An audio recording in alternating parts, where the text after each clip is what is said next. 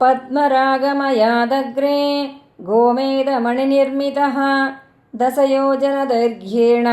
प्राकारो वर्तते महान् भास्वज्जपाप्रसूनाभो मध्यभूस्तस्य तादृशी गोमेदकल्पितान्येव तद्वासि सदनानि च पक्षिणस्तम्भवर्याश्च वृक्षावाप्यः सरांसि च गोमेदकल्पिता एव कुङ्कुमारुणविग्रहाः तन्मध्यस्था महादेव्यो द्वात्रिंशच्शक्तयः स्मृताः नानाशस्त्रप्रहरणा गोमेदमणिभूषिताः प्रत्येकलोकवासिन्यः परिवार्यसमन्ततः गोमेदसाले सन्नद्धाः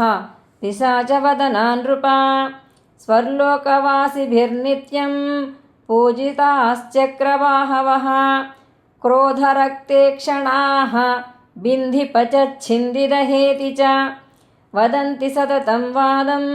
युद्धोत्सुकहृदन्तराः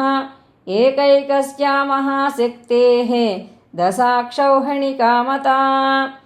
सेना तत्राप्येकशक्तिः लक्षब्रह्माण्डनाशिनी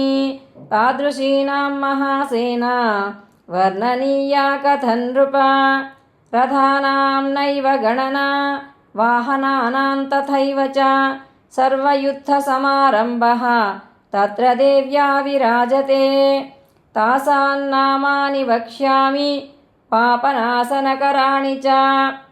विद्या ह्रीपुष्टयप्रज्ञा सिनीवालीकुहुस्तदा रुद्रा वीर्या प्रभानन्दा पोषिणी रुद्धिदा शुभा कालरात्रिर्महारात्रिः भद्रकाली कपर्दिनी विकृतिर्दण्डिमुण्डिन्यौ सेन्दुखण्डासि खण्डिनी निशुम्भशुम्भमथिनी महिषासुरमर्दिनी इन्द्राणी चैव रुद्राणी शङ्करार्धस्य रीरिणी नारी नारायणी चैव त्रिशूलिन्यपि पालिनी अम्बिकाह्लादिनी पश्चात् इत्येवं शक्तयः स्मृताः